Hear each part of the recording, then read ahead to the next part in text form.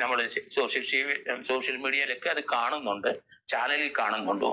ഒരാള് പിന്നിലിരുന്ന് രാഹുലിനെ സ്നേഹിക്കുന്നു എന്ന് പറയുകയും അതോടൊപ്പം രാഹുലിനെതിരായിട്ട് കേസുകൾ ഒന്നിന്റെ പുറത്ത് ഒന്നായിട്ട് ഇങ്ങനെ പ്ലാൻ ചെയ്ത് വിടുന്ന കാഴ്ചയാണ് നമ്മൾ കാണുന്നത്.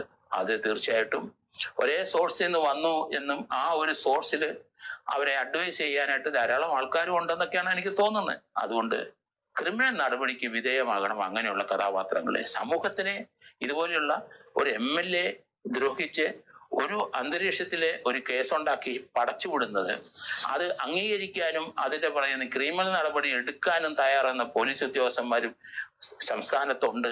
പക്വതയില്ലാത്ത പോലീസ് ഉദ്യോഗസ്ഥന്മാര്, അവർക്ക് നിയമത്തെ പറ്റി യാതൊന്നും അറിയില്ല.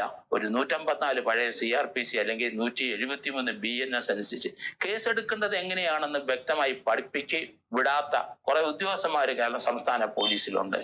അവർക്കൊന്നും അവരുടെ ട്രെയിനിങ് പീരീഡിലൊന്നും നല്ല ക്ലാസ്സുകൾ കൊടുത്തിട്ടില്ല. റിട്ടയർ ചെയ്ത പോലീസ് ഉദ്യോഗസ്ഥന്മാരെ ധാരാളം കേരളത്തിലുണ്ട്. അവരെ എങ്ങനെയാണ് കേസ് പണ്ട് മുതൽ എടുത്തുകൊണ്ടിരിക്കുന്നത്? 154 CRPC അതേ പ്രൊവിഷൻ തന്നെയാണ് 173 BNS തന്നെ, ഒരു വ്യത്യാസവുമില്ല.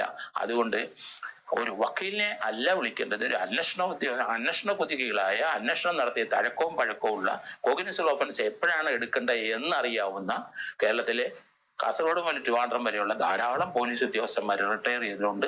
അവരെ വിളിച്ച് ക്ലാസ് എടുക്കാനായിട്ട് DGP തയ്യാറാകണം, അല്ലെങ്കിൽ പോലീസ് ട്രെയിനിങ് കോളേജിന്റെ അല്ലെങ്കിൽ ട്രെയിനിങ്ങിന്റെ മേധാവി അഡീഷണൽ DGP തയ്യാറാകണം എന്നാണ് എൻ്റെ അപേക്ഷ.